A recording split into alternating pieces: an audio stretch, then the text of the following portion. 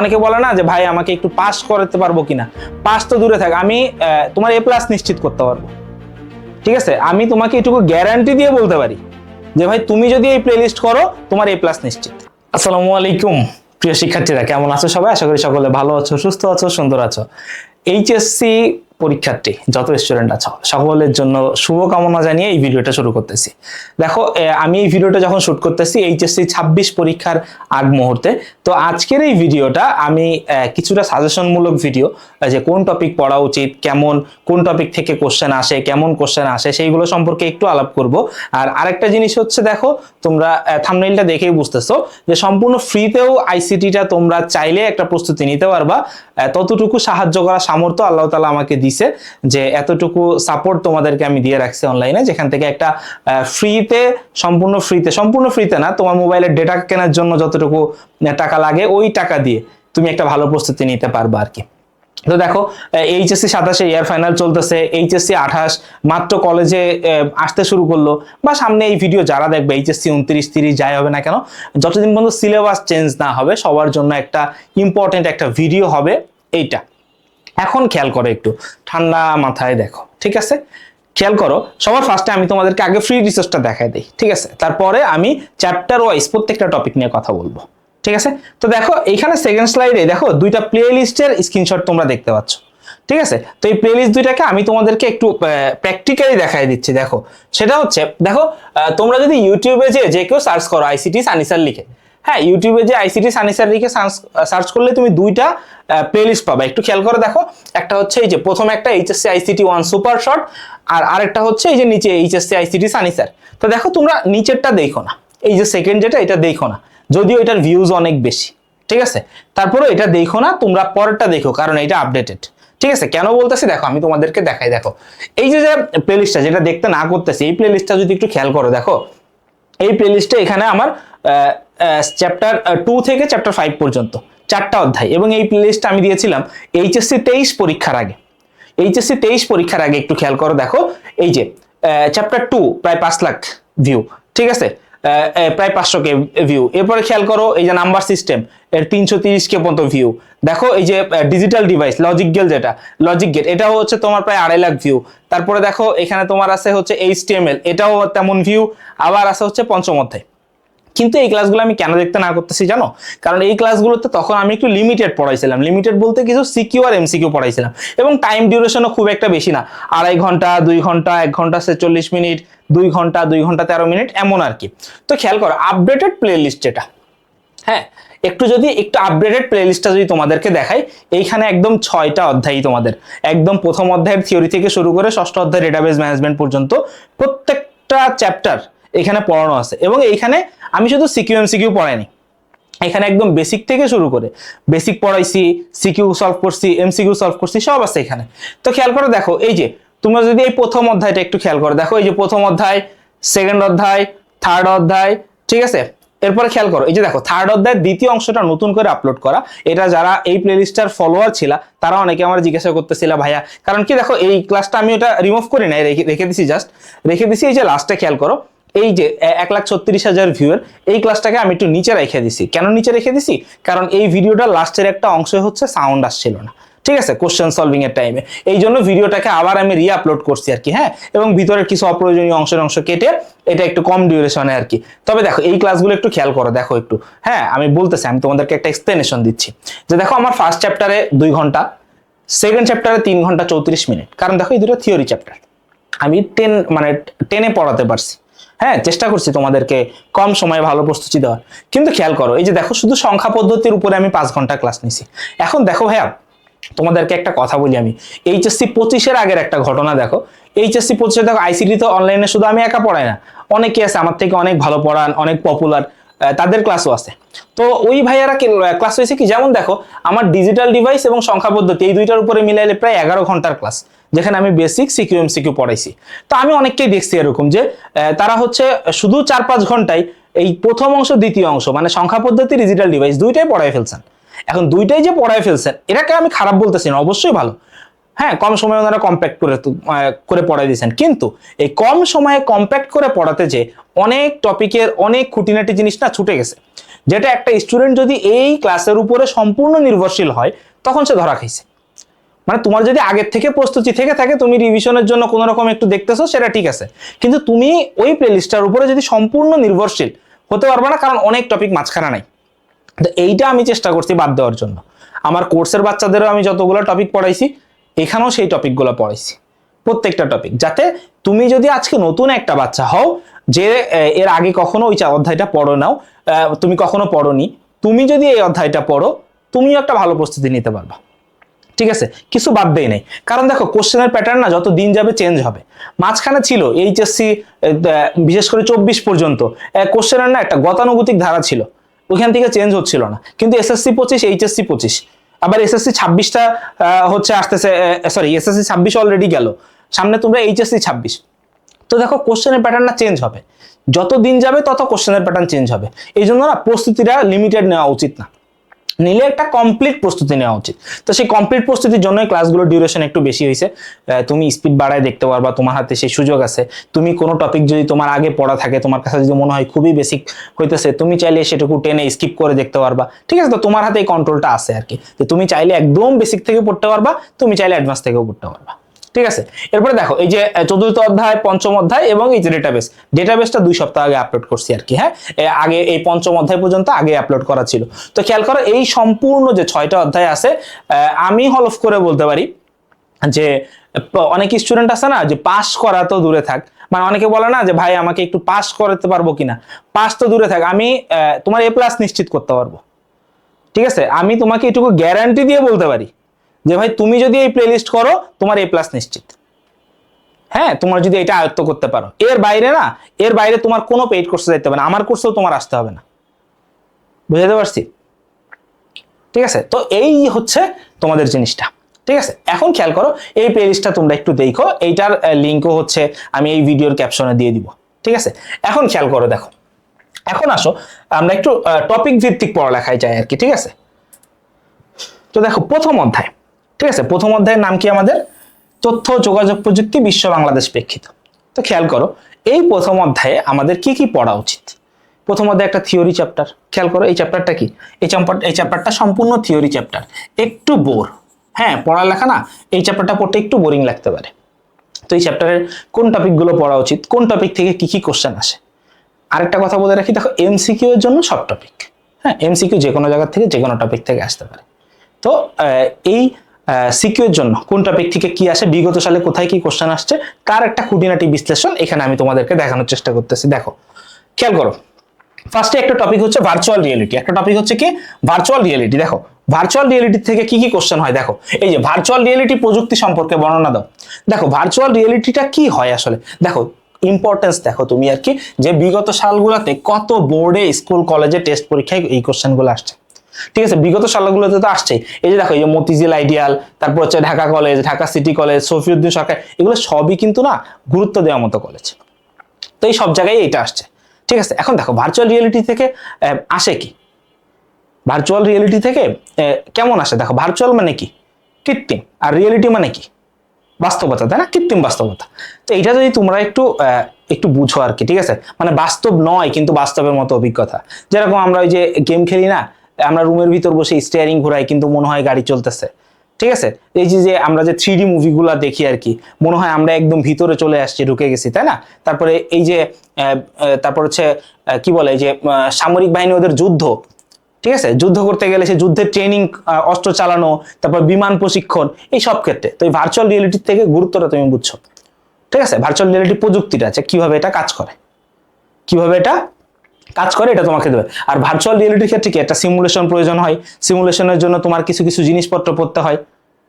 ঠিক আছে, যেরকম হচ্ছে হেলমেট পরতে হয়, গ্লোভস পরতে হয়, তাই না, 3D গ্লাস পরতে হয়, বডি স্যুট পরতে হয়। তো এই ভার্চুয়াল এই প্রযুক্তিটা সম্পর্কে ডিটেলসটা একটু পড়ো। তারপর খেয়াল করো এই যে শিক্ষা, গবেষণা ও চিকিৎসা ক্ষেত্রে, যেমন চিকিৎসা ক্ষেত্রে কি সার্জারির কাজে সরাসরি তো একজনের নিয়েই বসাই দিবে না যে পেট কাটো, পেট কেটে কিছু একটা বের করে ফেলো, এটা তো বলবে না। সেখানে কি করবে, তোমার ধরো হচ্ছে নিয়ে যে হচ্ছে আগে একটা ভার্চুয়াল একটা জগৎ দিবে তাকে, ভার্চুয়ালি পেট কাটবে, নাড়ি ভুড়ি দেখবে সবকিছু, তারপরে প্র্যাকটিক্যালে আসবে আর কি। ঠিক আছে, এখন খেয়াল করো, দেখো এইগুলো, তারপর দেখো প্রাত্যহিক জীবনে ভার্চুয়াল রিয়েলিটির প্রভাব বিশ্লেষণ। ঠিক আছে, তো দেখো দেখে বুঝতেছো গুরুত্বটা। ঠিক আছে, বিগত সালে আসা দেখে তার গুরুত্বটা আমরা বুঝতে পারি। এরপরে খেয়াল করে দেখো পরেরটা কি আছে, এই যে তথ্য যোগাযোগ প্রযুক্তির সাম্প্রতিক প্রবণতা। ঠিক আছে, যে তথ্য যোগাযোগ প্রযুক্তির সাম্প্রতিক প্রবণতাটা কোথায় কম কোথায় বেশি এরকম আর কি।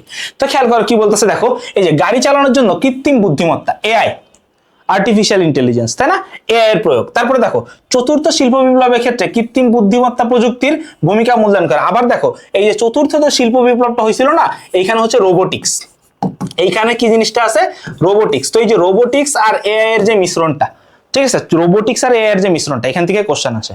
উদ্দীপকে বলবে যে একটা ঝুঁকিপূর্ণ কাজ করতে যে মানুষ মারা যাইতে পারে, কিন্তু এখন চতুর্থ শিল্প বিপ্লবের জগতে এই মানুষের ঝুঁকিপূর্ণ কাজে এখন আর মানুষকে কাজে লাগানো হয় না। বলবে উদ্দীপকে কি ব্যবহার করা হয়েছে, রোবোটিক্স ব্যবহার করা হয়েছে। ঠিক আছে, এবার দেখো এবং ওরা যে অটোমেটিক্যালি রেসপন্স করতে হবে, এটা কিসের মাধ্যমে, কৃত্রিম বুদ্ধিমত্তার মাধ্যমে, তাই না, আর্টিফিশিয়াল ইন্টেলিজেন্স। এবার খেয়াল করো এই যে দেখো শিল্প কারখানায় রোবোটিক্স প্রযুক্তির ব্যবহার ব্যাখ্যা করো। এরপরে খেয়াল করো ক্রায়ো সার্জারি, যদিও খেয়াল করো এই টপিকটা একটু খেয়াল করো, হ্যাঁ, এই যে ক্রায়ো সার্জারিটা একটু খেয়াল করো, এইটা হচ্ছে সিলেবাসের বাইরে। ঠিক আছে, এটা হচ্ছে সিলেবাসের বাইরে, তোমাদের সিলেবাসে এটা দেয় নাই, বুঝছো, এর বাইরে, কিন্তু এটা একটু পড়ো ভাইয়া। ঠিক আছে, ক্রায়ো সার্জারিটা একটু হচ্ছে সরাই দিছে, বুঝছো, ক্রায়ো সার্জারিটা সরাই দিছে, কিন্তু আমি না বলবো একটু পড়ো ভাইয়া। কেন, যদি কোশ্চেন চলে আসে তখন তো কিছু করার থাকবে না, কারণ আমাদের যেই টিচাররা এই কোশ্চেন গুলা করতেছে বা দেখতেছে, দেখা গেলো যে তারা একটা লম্বা সময় ধরে হচ্ছে একটা প্র্যাকটিসের ভিতরে আছে, দেখা গেলো ভুলে কোশ্চেন হয়ে গেছে, হয় না ভাই, আমরা তো দেখো ভিকটিম হই আমরা শুধু। ঠিক আছে, ধরো আমরা দায় দিলাম সিলেবাসের বাইরে, এর সলিউশন কি আদৌ জানি না, অটো মার্ক দিয়ে দিবে নাকি মার্ক কেটে দিবে আদৌ জানি না, এটা নিয়ে কোনো জবাব দিতেও পাবো না আমরা।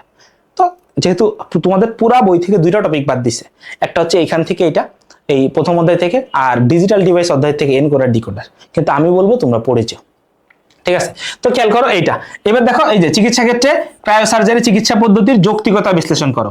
ঠিক আছে, এই ক্রায়ো সার্জারিটা কি বিনা রক্তপাতে হয়, বিনা রক্তপাতে, তারপরে কি অনেক ঠান্ডা করে নেওয়া হয়, তাই না, অনেক ঠান্ডা করে চিকিৎসাটা দেওয়া হয়, নাইট্রোজেন ব্যবহার করা হয়। তো এরকম বিভিন্ন হিন্টস আছে যেগুলো এটা পড়লেই তুমি আর বৈশিষ্ট্য থেকে বুঝতে পারবা। ঠিক আছে, উদ্দীপকে এরকম হিন্টস দিবে যে এটা ব্যবহার করে চিকিৎসা দেওয়া হয়, তোমাকে বুঝতে হবে যে ওটা হচ্ছে ক্রায়ো সার্জারি, বুঝছো। এরপরে দেখো এই যে এই সাম্প্রতিক প্রবণতার ভিতরে আরো কিছু টপিক আছে, সেটা হচ্ছে কি খেয়াল করো, এই যে স্বায়ত্তশাসিত প্রতিষ্ঠানে ব্যক্তি উপস্থিতি, হ্যাঁ, ফিঙ্গারপ্রিন্ট, এই যে দেখো বায়োমেট্রিক্স আর বায়ো ইনফরমেটিক্স। বায়োমেট্রিক্স এর ভিতরে আছে দুই প্রকার, শরীর ভিত্তিক আর একটা হচ্ছে আচরণ ভিত্তিক, তাই না। শরীর ভিত্তিক কোনটা, এই যে ফিঙ্গারপ্রিন্ট, তাই না, এই দেখো শরীর ভিত্তিক কি fingerprint, hand geometry, retina scan.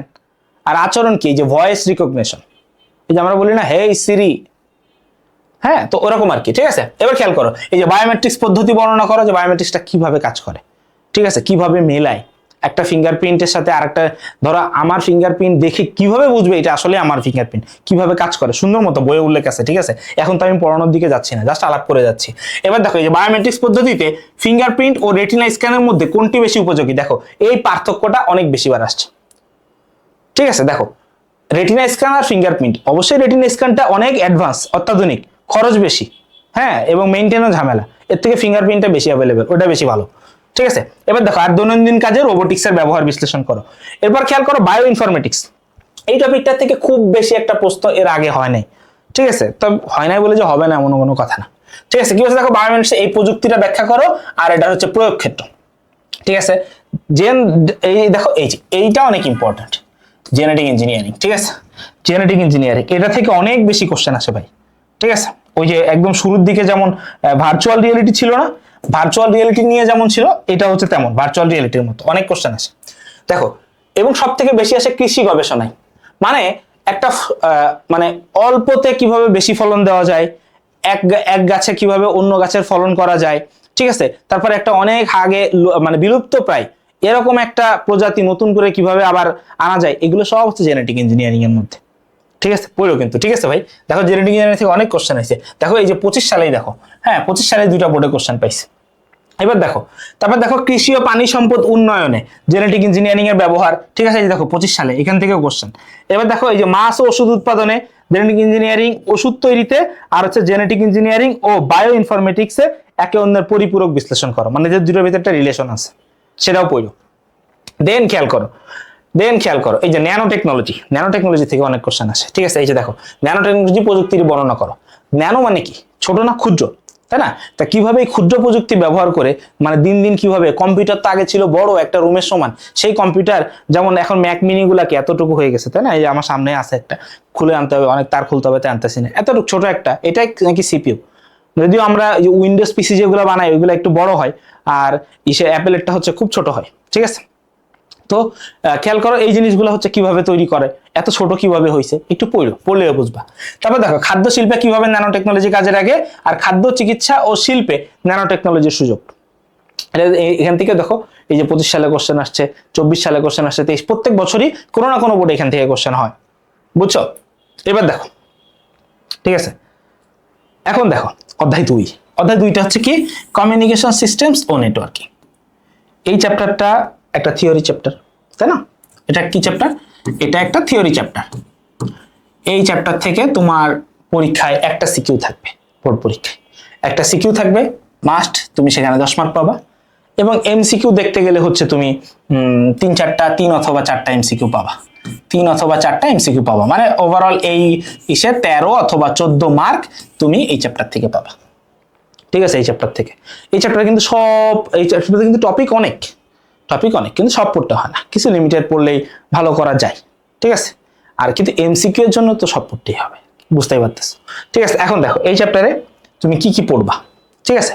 সর্বপ্রথম যে টপিক তোমার এই চ্যাপ্টারে আসবে, ডেটা ট্রান্সমিশন মেথড ও মোড। দেখো ডেটা ট্রান্সমিশন মেথড আর মোডের আগে না আরেকটা জিনিস আসবে, একটু খেয়াল করো, একটু দেখো, আমি একটু বলি, ডেটা ট্রান্সমিশন মেথড আর মোডের আগে দুইটা জিনিস আসবে।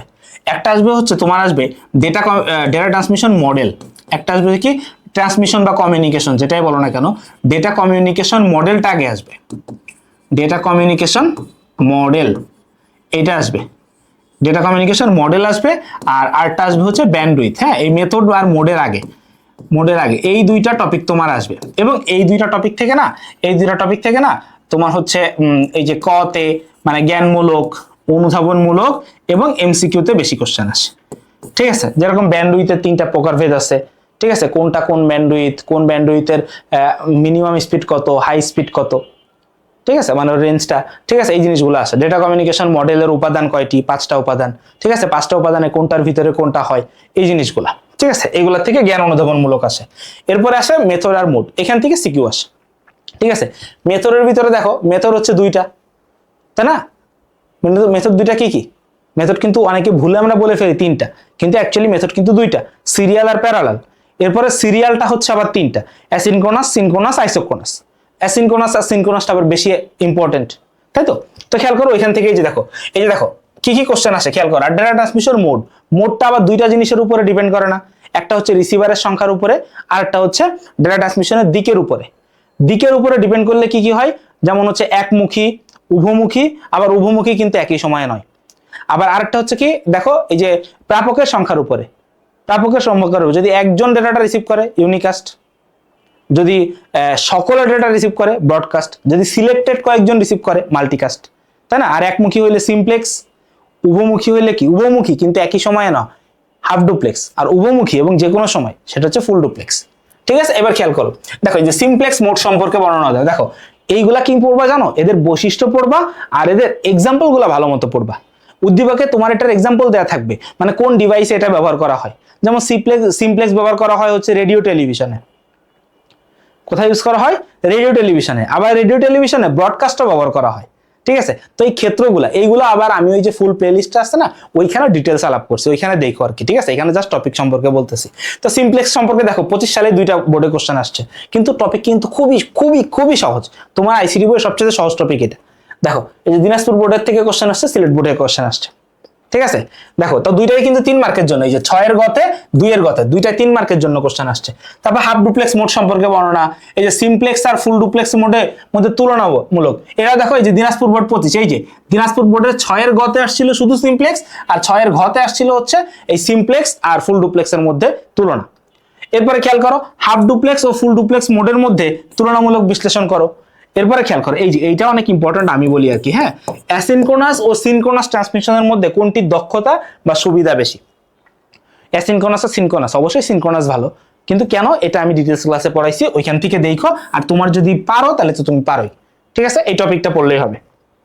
এরপরে দেখো তার মাধ্যম, দেখো মাধ্যম বা মিডিয়া, মাধ্যম দুইটা, তাই না ভাই? একটা তার মাধ্যম, একটা তার বিহীন মাধ্যম, তাই তো নাকি? মাধ্যম তো দুইটা, তার মাধ্যম আর তার বিহীন মাধ্যম। তো এখান থেকে কোশ্চেন আসে, কেমন আসে খেয়াল করো। তার মাধ্যমের ভিতরে সব থেকে বেশি ইম্পর্টেন্ট কি? Optical fibre. তোমরা জানো এখানে কেবল থাকে, তোমাদের চারটা কথা কেবলের কথা বলা হয়, গুরুত্ব দেওয়া হয় তিনটাকে। যেমন ফার্স্টে টেলিফোন লাইন, এটাকে গুরুত্ব দেওয়া হয় না, গুরুত্ব দেওয়া হয় কোনটাকে? Coaxial cable, twisted pair cable, optical fibre cable. সব থেকে বেশি গুরুত্ব দেওয়া হয় অপটিক্যাল ফাইবার কেবলকে। তো খুঁটিনাটি পড়ো, গঠন, ব্যবহার, কিভাবে ট্রান্সমিশন করে, এটা আর কি। খেয়াল করো কি বলতেছে, কোএক্সিয়াল কেবল ও ফাইবার অপটিকের মধ্যে তুলনামূলক সুবিধা ব্যাখ্যা করো। ঠিক আছে, কোএক্সিয়াল কেবল ও ফাইবার অপটিকের মধ্যে তুলনামূলক সুবিধা ব্যাখ্যা করো। এরপর খেয়াল করো এই যে ফাইবার অপটিক্যাল সম্পর্কে, দেখো যা কোশ্চেন আসছে সব থেকে বেশি আসছে এই যে খেয়াল করো, রাজশাহী বোর্ড 25-এর 2-এর গ, কুমিল্লা বোর্ড 25-এর 3-এর গ। দেখো সেকেন্ড চ্যাপ্টার থেকে যেহেতু 25টা শর্ট সিলেবাস ছিল, সেকেন্ড চ্যাপ্টার থেকে 2টা করে সিকিউ ছিল, বুঝছো? ওই জন্য একটু বেশি বেশি দেখা যাচ্ছে। এরপরে কি বলতেছে দেখো, কোএক্সিয়াল কেবল সম্পর্কে বর্ণনা করো। Okay fine. দেন হচ্ছে এই যে ডেটা স্থানান্তরের ক্ষেত্রে কোএক্সিয়াল ও ফাইবার কেবলের মধ্যে তুলনামূলক কে সবচেয়ে ভালো। আর কি বলতেছে, তার মাধ্যম ও তার বিহীন মাধ্যমের মধ্যে তুলনামূলক আলোচনা করো। তো বুঝতেই পারতেছো এই জিনিসগুলা। এবার দেখো ওয়্যারলেস কমিউনিকেশন সিস্টেম। ঠিক আছে, ওয়্যারলেস কমিউনিকেশন সিস্টেম এখানে কি কি আছে দেখো একটু। এই যে প্যান, ওয়্যারলেস প্যান সম্পর্কে, প্যান পার্সোনাল এরিয়া নেটওয়ার্ক। ঠিক আছে, এই একটু পুরানো বছরগুলোতে কোশ্চেনটা আসছে। এরপরে কি বলছে দেখো, ইনফ্রারেড প্রযুক্তি সম্পর্কে বর্ণনা দাও নেটওয়ার্ক স্থাপনে। ঠিক আছে, এই টপিক থেকে রিসেন্টের সম্পর্কে শুধু এই ব্লুটুথ সম্পর্কে একটা কোশ্চেন আসছিল এই যে বরিশাল বোর্ড 25-এ। তবে আসে ব্লুটুথ, ওয়াইফাই, ওয়াইম্যাক্স, এইগুলো কি পড়বা জানো? সর্বপ্রথম পড়বা এদের স্ট্যান্ডার্ড, IEEE স্ট্যান্ডার্ডটা, তারপরে পড়বা এদের বৈশিষ্ট্য, তারপরে পড়বা এই প্রযুক্তি কোথায় কোথায় ব্যবহার করা হয়। ঠিক আছে, এরপরে আসো এই যে দেখো ওয়াইফাই ওয়াইম্যাক্স এর মধ্যে তুলনামূলক পার্থক্য। ঠিক আছে, ওয়াইফাই আর ওয়াইম্যাক্স এর এখান থেকে কোশ্চেন আসছে অনেক। এই যে দেখো ঢাকা বোর্ড 25 2-এর ঘ, রাজশাহী বোর্ড 25 2-এর ঘ, এই যে দেখো কুমিল্লা বোর্ড 25 3-এর ঘ, সিলেট বোর্ড 25 3-এর ঘ, বরিশাল বোর্ড 25 2-এর ঘ। বুঝো 25 সালে একটা, দুইটা, তিনটা, চারটা, 5টা বোর্ডে কোশ্চেন আসছে। 9টা বোর্ডের থেকে 5টা বোর্ডে এই টপিকটা নিয়ে কোশ্চেন আসছে। তো বুঝো যে কতটুকু গুরুত্ব তোমার দিতে হবে। এরপরে খেয়াল করো ওয়াইফাই প্রযুক্তি সম্পর্কে আলোচনা করো, আরটা হচ্ছে ওয়াইম্যাক্স প্রযুক্তির যৌক্তিকতা। যখনই তুমি এইটা পড়বা না, তুলনামূলক পার্থক্য, এই দুইটা অটোমেটিক পড়ালেখা হয়ে যাবে। দেখো এই যে সেকেন্ড চ্যাপ্টারটা হচ্ছে থিওরি। এরপরের চ্যাপ্টারগুলো না বলা সহজ, থিওরি চ্যাপ্টারগুলোতে অনেক টপিক বলতে হয়। এখন খেয়াল করো দেখো কি বলতেছে, এই যে দেখো বিভিন্ন প্রজন্মের মোবাইল ফোন। ঠিক আছে, বিভিন্ন প্রজন্মের মোবাইল ফোন, এটা আমি তোমাদেরকে পড়তে বলি কি, আমি সহজে একটু বলি কেমনে পড়বা। একটা চার্ট আছে, হ্যাঁ, আমার ওই ডিটেলস ক্লাসে একটা চার্ট দেখাইছি আমি। ওই একটা চার্টের ভিতরে না সবগুলো প্রজন্মকে, 5টা প্রজন্ম আছে, 5টা প্রজন্মকে একবারে তুলে ধরছি। কিভাবে খেয়াল করো, এখানে হচ্ছে ধরো 5টা প্রজন্ম কত সাল থেকে কত সাল, এটা তোমাকে মনে রাখতে হবে। কোন প্রজন্মে নতুন কি প্রযুক্তি আসছে, এটা তোমাকে মাথায় রাখতে হবে। কোন প্রজন্মে কোন ডিভাইস আসছে, কোন প্রজন্মে কোন ফিচার আসছে, হ্যাঁ, এবং কোন প্রজন্মে কোন মাধ্যম ব্যবহার করে নেটওয়ার্কে আদান প্রদান বেশি হইতো।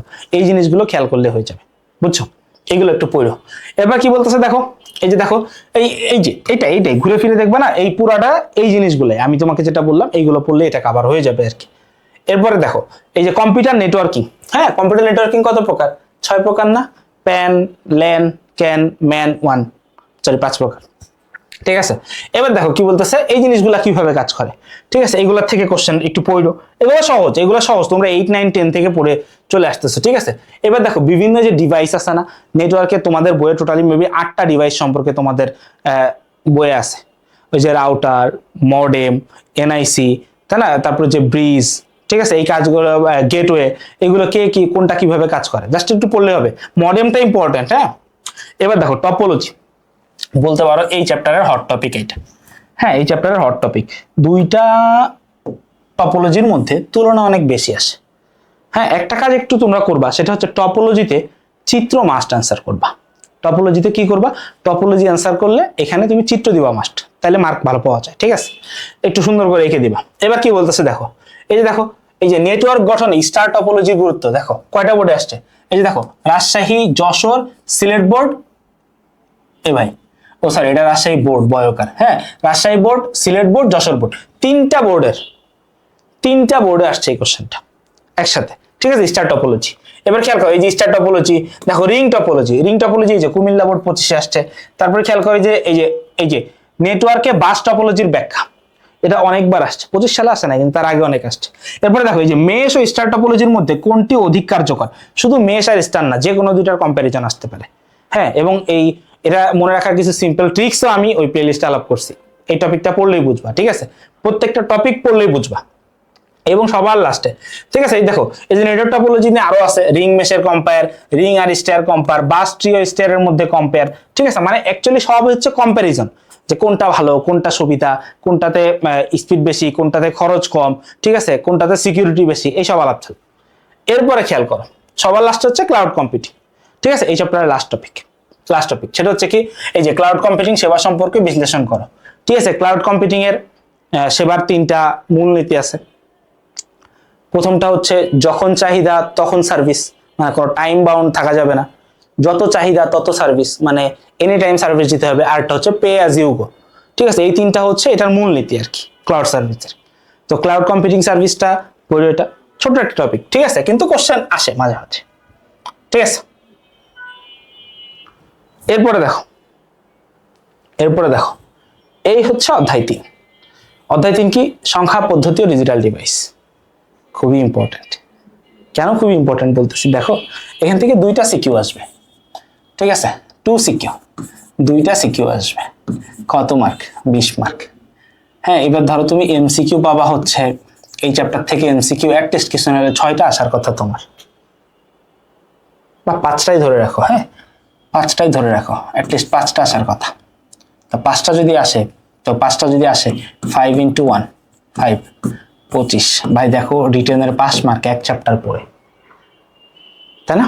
প্রায় 75-এ 25 এক চ্যাপ্টার পড়ে। তো দেখো এখানে 2টা পার্ট, একটা এই পার্টটা হচ্ছে নাম্বার সিস্টেম, আর এই পার্টটা হচ্ছে ডিজিটাল ডিভাইস, যে লজিক গেট, সরলীকরণ, এইগুলো নিয়ে কথাবার্তা। তো দেখো এখানে কোথায় কি পড়তে হবে সেটা একটু আমি বলি। দেখো নাম্বার সিস্টেমের ভিতরে যে সিকিউটা আসে, এখানে 10 মার্কের ভিতর 3 মার্ক থাকে হচ্ছে রূপান্তরের উপরে। সিকিউ এর গ নাম্বারে যেটা থাকবে সৃজনশীলের গতে, ওইখানে তোমাকে কনভার্ট করতে বলবে। ডেসিমাল দেওয়া থাকলে অন্য কোথাও, অক্টাল দিয়ে অন্য কোথাও, হেক্সাডেসিমাল দিয়ে অন্য কোথাও, এরকম টাইপ কিছু একটা। ঘতে যে তোমাকে বলবে এইখানে হট টপিক হচ্ছে টুস কমপ্লিমেন্ট। হট টপিক কি? টুস কমপ্লিমেন্ট। বুঝছো? 2 এর পরিপূরক। দেখো 2 এর পরিপূরকের সাহায্যে পার্থক্য নির্ণয়, যোগের সাহায্যে পার্থক্য নির্ণয়, একই কথা, ভিন্ন ভিন্ন রূপে আসে আর কি। ঠিক আছে, তো এইটা খুবই ইম্পর্টেন্ট। ঠিক আছে, সংক্ষেপে এক কথায় সাজেশন বলে দিলাম। এবার যদি তোমাকে একটু ডিটেলসে দেখাই, দেখো এই যে ডেসিমেল থেকে অন্য সংখ্যাগুলোতে যাওয়া, তারপরে এই যে এই সংখ্যাগুলোকে বাইনারিতে রূপান্তর করা। ঠিক আছে, অন্য সংখ্যা থেকে বাইনারিতে আসা। দেখো এই রূপান্তর দেখবা গতে, দেখো প্রত্যেকটা গ খেয়াল করো। সিলেট বোর্ড 25 গ, ঢাকা বোর্ড 17 গ। ঠিক আছে, এই দেখো এই যে 18 সালে গ। ঠিক আছে, এই দেখো ঢাকা বোর্ড 25-এর গ, রাজশাহী বোর্ড 25-এর গ। দেখো এই যে Dhaka board, Dinajpur board, Comilla board, Barisal board 24-এর, এই যে একটা একটু ঘ চলে আসছে। আচ্ছা যাই হোক, আসলো আর কি। ঠিক আছে, ওকে। তো দেখো ম্যাক্সিমাম সব গ এর জায়গায়, কারণ এই রূপান্তরটা আসেই হচ্ছে 3 মার্কের জন্য।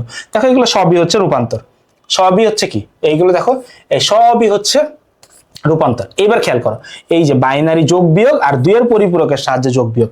দেখো এই যে 2 এর পরিপূরকের সাহায্যে যখনই আসছে না, খেয়াল করো 2 এর পরিপূরক, এবার দেখবো ঘ বেশি। ঠিক আছে, এই যে খেয়াল করো, দেখো এই যে খেয়াল করো, দেখো এই যে Rajshahi board, Comilla board, Chittagong board, Sylhet board, Barisal board 24, প্রত্যেকটার ঘতে আসছে এক সালে। ঠিক আছে, 25 সালে আসছে। এবার দেখো ঢাকা বোর্ড 25-এ 3-এর ঘ, ময়মনসিংহ বোর্ড 25-এ 4-এর ঘ, রাজশাহী বোর্ড 25-এ 5-এর ঘ, দিনাজপুর বোর্ড 25-এ 3-এর ঘ, কুমিল্লা বোর্ড 25-এ 5-এর ঘ, চট্টগ্রাম বোর্ড 25-এ। তার মানে দেখো প্রত্যেকটা বোর্ডে আসছে। বুঝতেছো? টুস কমপ্লিমেন্ট। অথচ আমার ওই ভিডিওতে তুমি গেলে, প্লেলিস্টে গেলে তোমার 15 থেকে 20 মিনিট লাগবে। 15 থেকে 20 মিনিট। আমি তোমাকে একটু দেখাই। আমি আবার এই ক্লাসগুলোতে ধরো আমি তোমাকে এই না সংখ্যা পদ্ধতি, ধরো আমি তোমাকে সংখ্যা পদ্ধতি নিয়ে গেলাম, এটা তো অনেক বড় একটা ক্লাস, তাই না? অনেক বড় একটা ক্লাস। তো দেখো এই যে ক্লাসটা, এই ক্লাসের ভিতরে এখানে না, প্লিজ থামেন ভাই, ভালো আছি।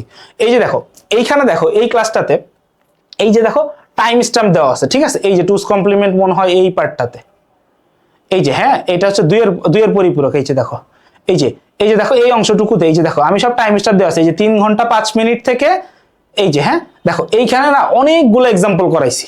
ঠিক আছে, এইটুকু টাইম দিলেই, সামান্য এইটুকু টাইম দিলেই তুমি কি করতেছো, ওই যে কোডে চলে আসছি পরের টপিকে। ঠিক আছে, পরের টপিকে চলে আসছি। তো দেখো এই এই যে খেয়াল করো, আমি তোমাকে যদি দেখাই এখানে ফুল ডিটেলসে ভাই, দেখো ফুল ডিটেলসে আমি একদম বেসিক ক্লাসে যেগুলো শেখা লাগে না সেগুলোও শেখাই দিছি। তো এটা করলে তোমার কি হবে জানো, এটা করলে হচ্ছে তোমার এই যে চ্যাপ্টারটা দেখতেছো, এই চ্যাপ্টারের খুঁটিনাটি সব হয়ে যাবে। এবং এই ছোট্ট একটা টপিক টুস কমপ্লিমেন্ট করলেই না তুমি কনফার্ম 4 মার্ক সিকিউ এবং 1-2 মার্ক এমসিকিউ তো পাওয়া যেতে পারো। বুঝছো, এর ভিতরে এত এত টপিক আছে। ঠিক আছে, তারপরে দেখো এই যে সংখ্যা পদ্ধতির রূপান্তর গুলা ছোট ছোট করে, হ্যাঁ তুমি দেখো ভাই, দেখলে বুঝবা ডিটেলস। ঠিক আছে, একটু দেখো, এটা একটু দেখো তোমরা। এখন খেয়াল করো, এখন খেয়াল করো, তাহলে দেখো নাম্বার সিস্টেমের পার্টটা গেল।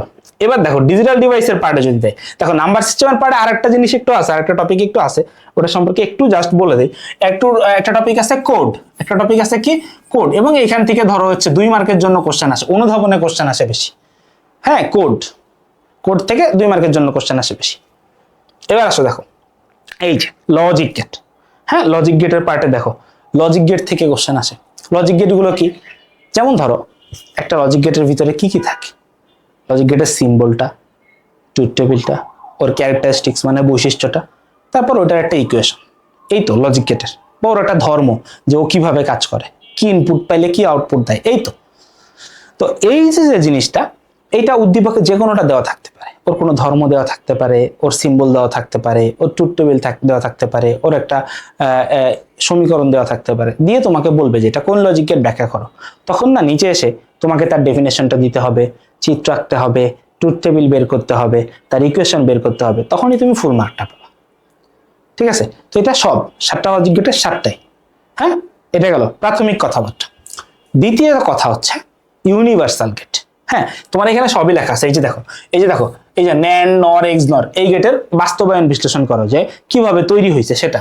তারপর দেখো নর গেট দ্বারা এক্সর গেট, এই যে দেখো নর গেট দ্বারা, নর গেটটা কি, নর গেটটা একটা ইউনিভার্সাল গেট না, নন গেটটা কি একটা ইউনিভার্সাল গেট না। তো এই যে দেখো নর গেট দিয়ে মৌলিক গেট বাস্তবায়ন, ঠিক আছে, এই নর গেটটা কি একটা ইউনিভার্সাল গেট না। তো ইউনিভার্সাল গেট হচ্ছে তোমাদের দুইটা, ন্যান গেট আর নর গেট।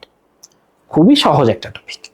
এই ন্যান গেট আর নর গেট দিয়ে তোমার হচ্ছে অ্যান্ড অর নট বাস্তবায়ন, বা হচ্ছে তোমার ন্যান্ড আর নর দিয়ে হচ্ছে এক্সর বাস্তবায়ন অথবা এক্সনর বাস্তবায়ন।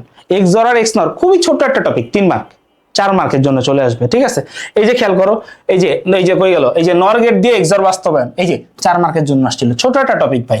ঠিক আছে, এরপরে খেয়াল করো এই যে এক্সনর গেট দিয়ে ন্যান্ড গেট বাস্তবায়ন তৈরি করো, সরি ন্যান্ড গেটে বাস্তবায়ন করো। ঠিক আছে, এটাও দেখো। এরপরে খেয়াল করো এই যে নর গেট দিয়ে, এই কারণটা মনে একটু ভুল হয়েছে, এক্সনর না মনে হয়, আচ্ছা নর গেট দিয়ে ন্যান্ড গেট তৈরি করো। ঠিক আছে, এক্সনর দিয়ে নর তৈরি করতে এটা বলতে পারে না, ও উল্টা হইতে পারে, ন্যান্ড দিয়ে এক্সনর হইতে পারে। ঠিক আছে, আবার দেখো এই যে নর গেট দিয়ে ন্যান্ড গেট তৈরি করো। ঠিক আছে, তাই এটা মনে হয় উল্টাই হবে, বুঝছো, এটা উল্টা হবে, এটা হবে ন্যান্ড গেট দিয়ে এক্সনর তৈরি করো। এরপর হচ্ছে সরলীকৃত সমীকরণকে, এই যে খেয়াল করো, তাই দেখো ওইটা গেল লজিক গেটের পার্ট। এবার আসো এই যে দেখো, এই যে বললাম না ইউনিভার্সাল গেট, এখানে আরেকটা কথাও থাকতে পারে। ধরো উদ্দীপকে একটা সমীকরণ দিয়ে দিছে, দিয়ে তোমাকে বলবে এটা সরলীকৃত মান তৈরি করো। দেখো এখানে 2 ধরনের চিত্র আছে, একটা হচ্ছে একটা সমীকরণ দিল এফ ইকুয়াল একটা সমীকরণ, দিয়ে তোমাকে বলতে পারে এফ এর লজিক চিত্র আঁকো। তখন কিন্তু তোমাকে যে মানটা দেওয়া আছে সেটার লজিক চিত্র আঁকতে হবে। কিন্তু যখনই তোমাকে বলে দিবে এফ এর সরলীকৃত মানের লজিক চিত্র আঁকো, এফ এর সরলীকৃত মানের লজিক চিত্র আঁকো, তখন কিন্তু তোমাকে কি করতে হবে, এই যে দেখো কি বলছে, এফ এর সরলীকৃত সমীকরণকে ন্যান্ড ও নর গেট দিয়ে বাস্তবায়ন করো। তার মানে ওই এফ এর মানটাকে ফার্স্টে তোমাকে সিম্পলিফাইড করতে হবে, মানে সরল করতে হবে, করে ছোট করে, তারপরে সেই সরলীকৃত মানটাকে ন্যান্ড অথবা নর গেট দিয়ে বাস্তবায়ন করতে হবে। খুবই সিম্পল লজিক। ন্যান্ড গেট দিয়ে চিত্র আঁকতে হইলে সমীকরণ থেকে প্লাস চিহ্ন ম্যানেজ করতে হয়, আর নর গেট দিয়ে চিত্র আঁকতে হইলে সমীকরণ থেকে গুণ চিহ্ন ম্যানেজ করতে হয়। বুঝছো? দেন খেয়াল করো এনকোডার ডিকোডার। দেখো যদিও এই টপিকটা হচ্ছে তোমাদের সিলেবাস বহির্ভূত, হ্যাঁ সিলেবাসে এখন নাই, সিলেবাসে কি এখন নেই, এই টপিকটা যদি এখন সিলেবাসে নাই, কিন্তু বিগত সালগুলোতে এখান থেকে কোশ্চেন হয়েছে। টপিক ছোট, পড়তেও মজা, পরীক্ষায় আসে। এখন আমি বলবো না যে তোমরা এটা বাদ দাও, একটু হইলেও দেখা রেখো, ঠিক আছে, যাতে ভুল ক্রমে এখান থেকে একটা এমসিকিউ চলে আসলেও তোমার যাতে টিচারের উপর ডিপেন্ডেন্ট না হয়ে যেতে হয় যে এটাতে অটোমার্ক দিবে নাকি দিবে না। বুঝছো? পড়ে রেখো, ঠিক আছে। লাস্ট টপিক এটা, ঠিক আছে, অ্যাডার। হেডার, হ্যাঁ এটার থেকে 25 সালে কেন জানি কোনো কোশ্চেন আসে নাই, কিন্তু এটার ইম্পর্টেন্ট টপিক 25 আসে নাই, তোমাদের জন্য বেশি ইম্পর্টেন্ট বলা যায় আর কি।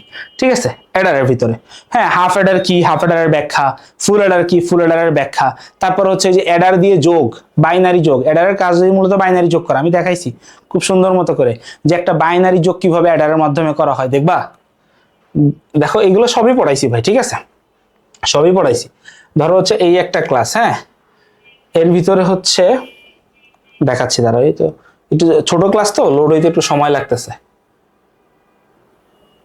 এটা তো লাস্টের দিকে থাকার কথা, অত লাস্টে না আবার শিখি।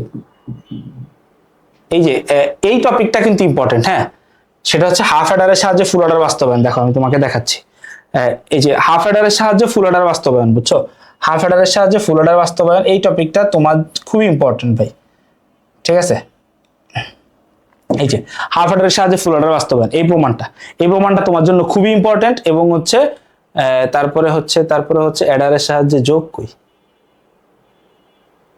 এই যে অ্যাডারের সাহায্যে যোগ যে টপিকটা, এইটা না এইবার দেখছি, এবার টেস্টে না অনেক জায়গায় কোশ্চেন দিছে যে অ্যাডার ব্যবহার করে কিভাবে যোগ করতে হয়, দুইটা সংখ্যাকে কিভাবে যোগ করতে হয়, বাইনারি সংখ্যা দেওয়া থাকতে পারে, ডেসিমেল দেওয়া থাকতে পারে, কিন্তু ওকে বাইনারিতে নিয়ে কিভাবে যোগ করতে হয় সেটা এখানে আছে, বুঝছো এটা একটু দেখো, এটা একটু দেখো।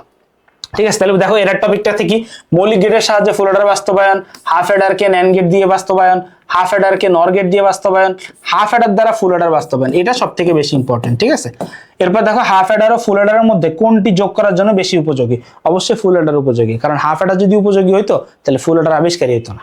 ঠিক আছে, ওকে গেল। আর দেখো আর কিছু টপিক আছে, যেমন দেখো রেজিস্টার, তারপরে আছে হচ্ছে ফ্লিপ ফ্লপ, কি আছে ফ্লিপ ফ্লপ আছে, আর আরেকটা টপিক আছে হচ্ছে কাউন্টার। তো এইগুলা থেকে না ওইভাবে সিকিউরিটি ডিরেক্ট কোশ্চেন আসে না, খুব কম আসে, এই রেজিস্টার থেকে একবার চলে আসছিল। ঠিক আছে,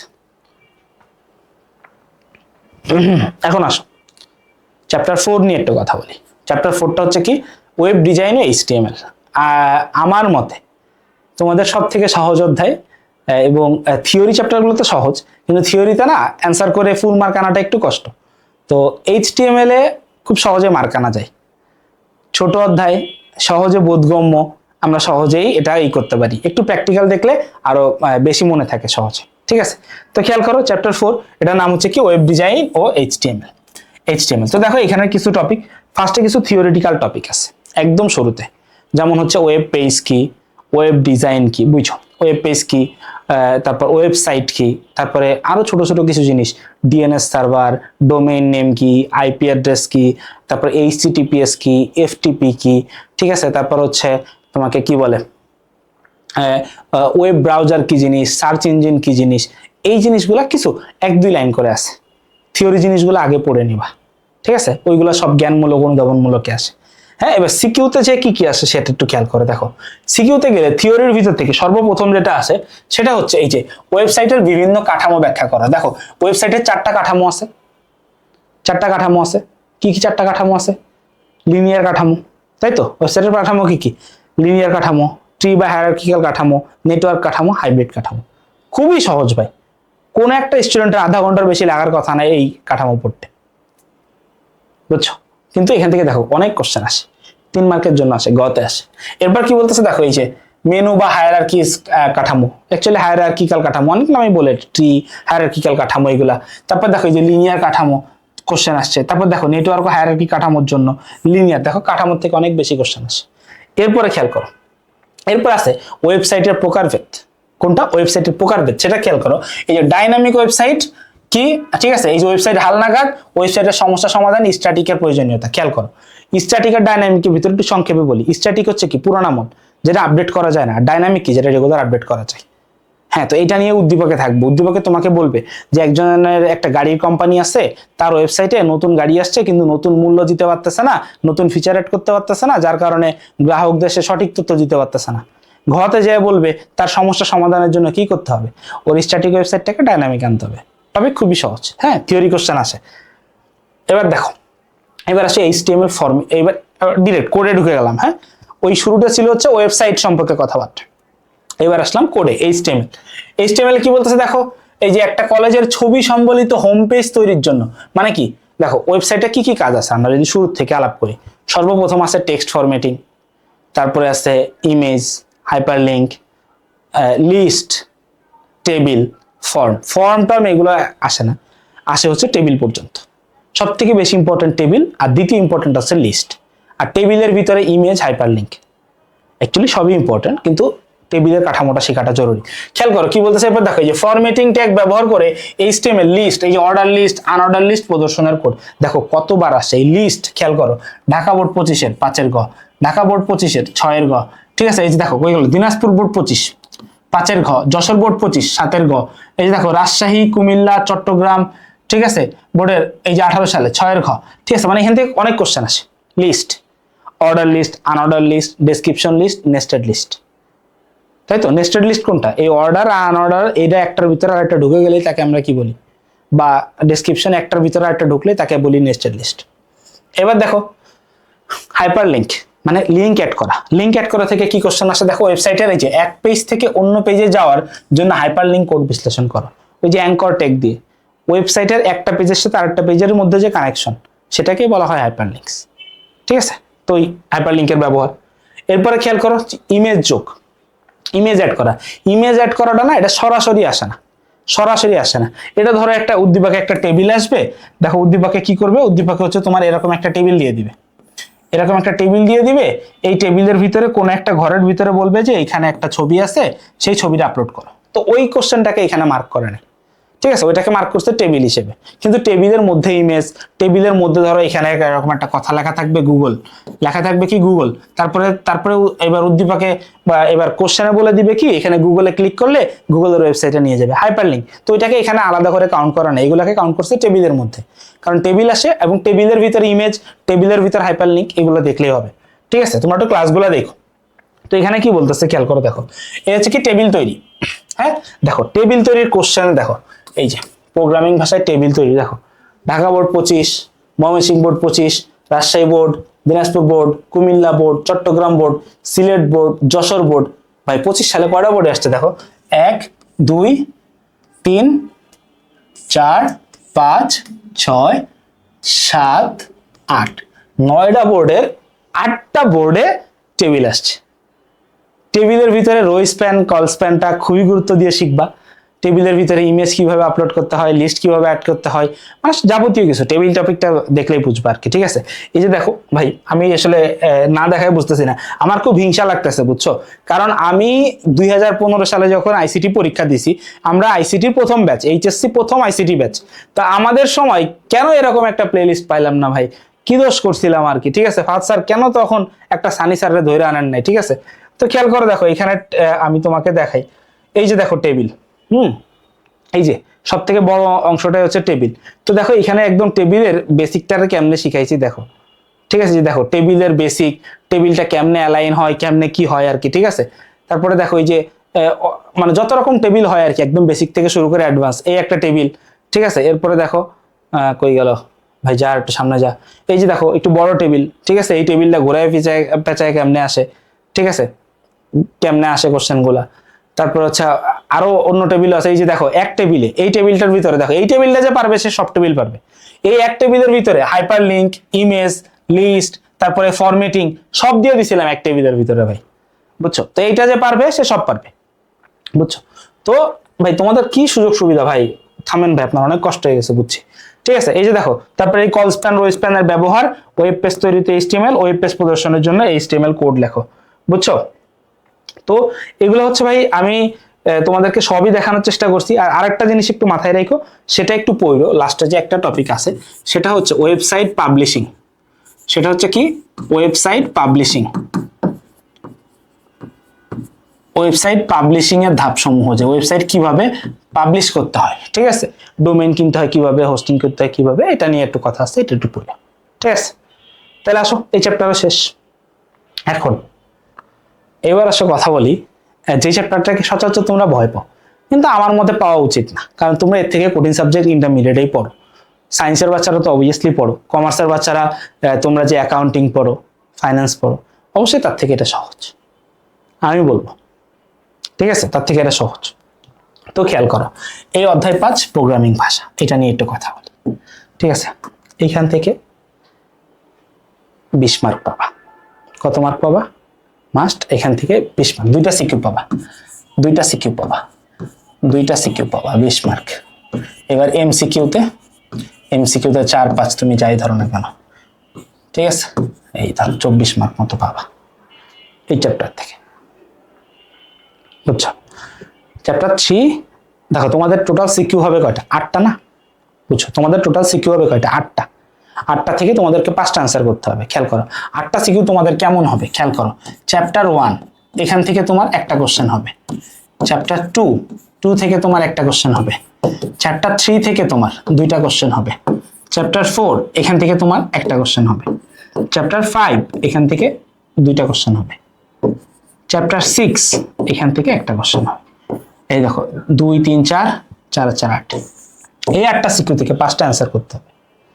তো দেখো ধরো কথার কথা, তোমরা কেউ একজন চ্যাপ্টার 3টা পড়ছো, ভালো মতো পারো, চ্যাপ্টার 5 ভালো মতো পড়ো, দেখো তোমার সিকিউ এর 50-এ 40 অ্যান্সার করা শেষ, বুঝছো?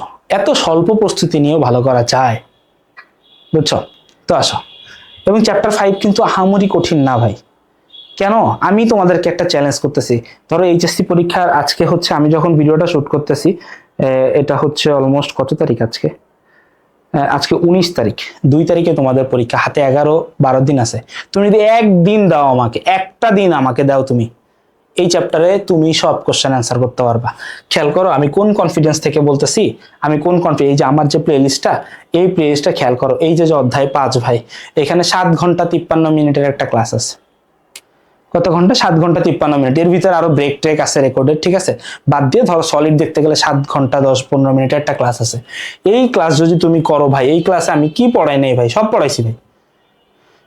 এই যে অধ্যায়টা দেখতেছো না, তুমি যে দেখো আমি সব প্রোগ্রাম, হ্যাঁ দেখো একটা লুপ আমি ফর লুপ দিয়ে দেখাইছি, হোয়াইল দিয়ে দেখাইছি, ডু হোয়াইল দিয়ে দেখাইছি। সব থেকে বেশি কোশ্চেন আসে এই চ্যাপ্টারের লুপ থেকে, হ্যাঁ সব থেকে বেশি আসে। দেখো আমি প্রোগ্রাম লিখে দেখাইছি, ফ্লো চার্ট করাইছি, লাস্টে যে দেখো আমি সিকিউ এমসিকিউ সলভ করাইছি। একটু খেয়াল করো, দেখো আমি একদম তাও রিসেন্ট সালের, মানে একদম 25 সালের যেই কোশ্চেনগুলো থাকবে, 25 সালের যে কোশ্চেনগুলো আছে ওইখানে সিকিউ এমসিকিউ গুলো করে দেখাইছি। এই যে দেখো, এই যে দেখো লসাগু নির্ণয়, মানে আমি অ্যাডভান্স লেভেলের কোশ্চেন, এই যে লাস্টে এমসিকিউ আছে, সিকিউ আছে। তো এই চ্যাপ্টারে তোমার হচ্ছে সর্বোচ্চ প্রস্তুতি নেওয়ার জন্য আমার রেকর্ড করা, তারপর আমার কোর্সের ক্লাস, এই সব কিছু একসাথে করে এই ক্লাসটা। তো এই 8 ঘন্টা যদি তুমি আমাকে দাও, ঠিক আছে, 24 ঘন্টার ভিতর থেকে 8 ঘন্টা যদি তুমি আমাকে দাও একটা দিন, তাহলে দেখো তোমার ইন্টারমিডিয়েট আইসিটিতে যদি এখনো ভয় থেকে থাকে, কভার হয়ে যাবে, বুঝছো? এবার দেখো ওকে, এবার দেখো তো এই চ্যাপ্টারের টপিকগুলো একটু খেয়াল করো। দেখো সর্বপ্রথম হচ্ছে একদম থিওরি থেকে কি কোশ্চেন আসতে পারে। থিওরি থেকে আসবে কি, কম্পিউটারের সংগঠন বর্ণনা করো। কম্পিউটারের যে ইনপুট, প্রসেসিং, আউটপুট। প্রসেসিং এর ভিতরে কি থাকে? একটা সিপিইউ। সিপিইউর ভিতরে কি কি পার্ট থাকে? Control unit, ALU unit, memory unit, তাই না? এই যে এএলইউ ইউনিট যেটা অ্যারিথমেটিক অ্যান্ড লজিক্যাল ইউনিট, ওটা কিভাবে কাজ করে, কন্ট্রোল ইউনিট কি কাজ করে, মেমোরি ইউনিট কি কাজ করে, এটার ব্যাখ্যা আর কি, ঠিক আছে? এটা একবারই আসছিল, ঠিক আছে? এবার দেখো অনুবাদক প্রোগ্রাম, ট্রান্সলেটর প্রোগ্রাম, এটা থেকে 2 মার্কের কোশ্চেন বেশি আসে, অনুধাবনে বেশি আসে। হ্যাঁ, এই কোশ্চেনটা হচ্ছে অনুধাবনে বেশি আসে। সৃজনশীলে ভুল ভবিষ্যৎ, যেমন ঢাকা বোর্ড 24-এ আসছিল, ঢাকা বোর্ড 24-এর সৃজনশীলটা হয়েছিল হচ্ছে এই টপিক থেকে, ঠিক আছে? থিওরি কোশ্চেন হয়েছিল, কিন্তু খুবই সহজ, শুধু ইন্টারপ্রেটার আর কম্পাইলার। ইন্টারপ্রেটার কি করে? ও পুরো প্রোগ্রামটাকে, অনুবাদক প্রোগ্রাম যারা কি করে, আমাদের ভাষাকে মেশিনের ভাষায় কনভার্ট করে। ইন্টারপ্রেটার কি করে? লাইন বাই লাইন কনভার্ট করে। আর কম্পাইলার কি করে? কম্পাইলার আমাদের পুরো কথাটাকে একবারে ট্রান্সলেট করে। এই এতটুকুই পার্থক্য। পুরো তো 10 মিনিটের বেশি লাগে কিনা এই টপিক পড়তে, এটারও মানুষ ভয় পায়, জানি না কেন, ঠিক আছে? এবার কি বলতেছে, অনুবাদক প্রোগ্রাম, কম্পাইলারের ব্যবহারের ব্যাখ্যা করো। আরে দেখো ইন্টারপ্রেটার ও কম্পাইলারের মধ্যে তুলনামূলক, এই যে এই অ্যাকচুয়ালি তুলনাটা পড়লে উপরেরটা অটোমেটিক হয়ে যাবে, বুঝছো? এবার দেখো অ্যালগরিদম। দেখো সৃজনশীলে কি হয়, তোমার এই যে এইগুলা যেগুলো দিছি না, এগুলো হুদাই ফাও দিছি, হ্যাঁ, মানে বিগত সালে আসছে তাই দিছি না। আমি তোমাকে বলি, দেখো তোমার প্রোগ্রামে আসবে একটা লুপ। হ্যাঁ, তোমার প্রোগ্রামে কি কি আসতে পারে দেখো, আমি তোমাদের যদি আলাপ করি, ধরো তোমার প্রোগ্রামে সব থেকে বেশি ইম্পর্টেন্ট আছে হচ্ছে সবার ফার্স্টে লুপ। হ্যাঁ, লুপ থেকে, এবার লুপ থেকে কি কোশ্চেন আসতে পারে? লুপ থেকে আসতে পারে যে কোনো সিরিজ আসতে পারে। ভাই সিরিজ বানান তো ভুলে গেছি, ঠিক আছে? এই ধরো কি যে কোনো সিরিজ আসতে পারে। এবার সিরিজ কেমন আসতে পারে দেখো খেয়াল করো। ধরো তোমার একটা সংখ্যা আসতে পারে এরকম 1 2 3 যোগ করে করে n পর্যন্ত গেলা।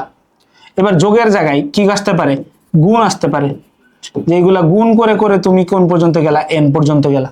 ঠিক আছে, যে দেখো প্রোগ্রামিং এ গুণ চিহ্ন তো আবার এরকম স্টার দেওয়া হয়, n পর্যন্ত গেলা। তো দেখো এই যে জিনিসটা, এইটার আবার আরেক নাম কি, এইটার আবার আরেক নাম কি, এটাকে আবার আরেক নামে কি বলা হয়, ফ্যাক্টোরিয়াল, তাই না?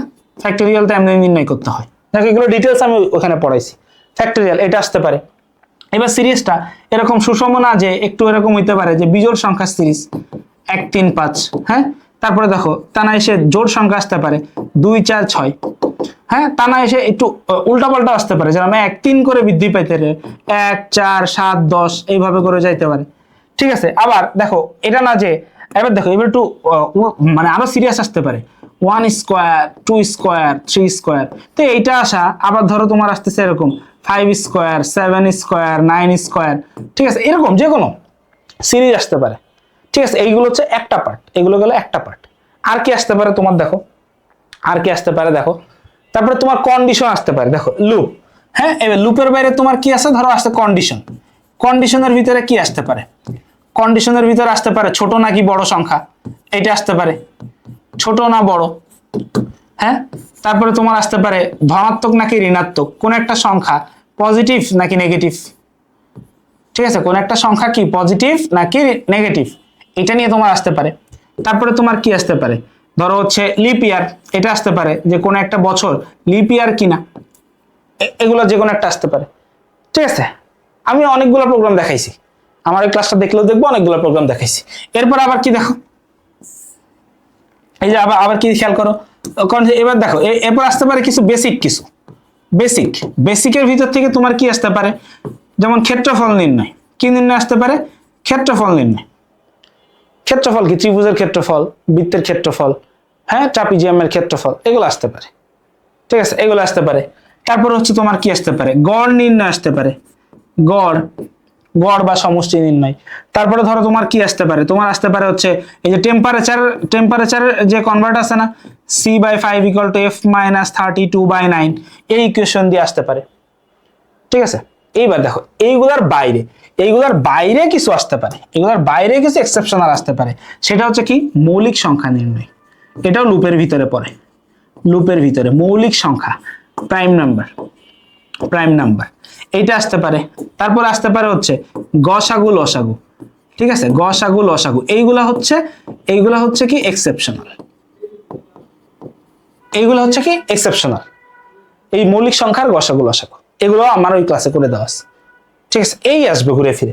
এবার দেখো এই এদের মধ্যে থেকেই, এদের মধ্যে থেকেই গ নাম্বারে তোমাকে বলবে যে কোন একটার অ্যালগোরিদম করো, ফ্লোচার্ট করো, আবার দুইটাও দিয়ে দিতে পারে। আর ঘতে যায় বলবে প্রোগ্রামিং করতে। খেয়াল করো এই যে ফ্লো, এই যে দেখো কি করছি, কই গেল, সরি থুক্কু, ভুল হয়ে গেছে। খেয়াল করো এই যে অ্যালগোরিদম, অ্যালগোরিদমের লিস্টে দেখো এখানে যতগুলো আছে, এই যে 9 স্কয়ার 12 স্কয়ার 15 স্কয়ার, এটা টেম্পারেচার, এই যে জন্মসাল অধিবর্ষ কিনা মানে লিপ ইয়ার কিনা। তারপর দেখো এখানেও সিরিজ, এটাও সিরিজ, এটাও সিরিজ, হ্যাঁ। তিনটা সংখ্যার মধ্যে বড় সংখ্যা নির্ণয়, কন্ডিশন। ঠিক আছে, দেখো এই যে অ্যালগোরিদম গুলো না, দেখো সব গতে, সব কোথায় আসছে, গতে, সব কোথায় আসছে, গতে আসছে, মানে 3 মার্কের জন্য। সেম ভাবে দেখবা ফ্লো চার্টটাও সব 3 মার্কের। এই যে ফ্লো চার্ট দেখো, এই যে পূর্ণবর্গের যোগফল নির্ণয়ের এই যে সিরিজ, সিরিজ, বৃত্তের ক্ষেত্রফল, তিনটা সংখ্যার মধ্যে বড় সংখ্যা নির্ণয়। ঠিক আছে, এইগুলো সব কোথায় আসছে দেখো, এই যে গতে, সব কোথায় আসছে, গতে। অ্যালগোরিদম নাইলে ফ্লো চার্ট, এইভাবে। ঠিক আছে, আর দেখো এই যে খেয়াল করো, আর হচ্ছে প্রোগ্রাম, প্রোগ্রাম আসছে হচ্ছে গতে, এই যে সি প্রোগ্রাম। সি প্রোগ্রাম যে এর ভিতর থেকেই আসবে এমন কোনো বাধ্যবাধকতা নাই, কিন্তু এইগুলাই ধরন। খেয়াল করো যে কোনো সংখ্যা জোড় অথবা বিজোড় নির্ণয়ের জন্য জোড় বিজোড়ের জায়গায় আসতে পারে পজিটিভ নাকি নেগেটিভ।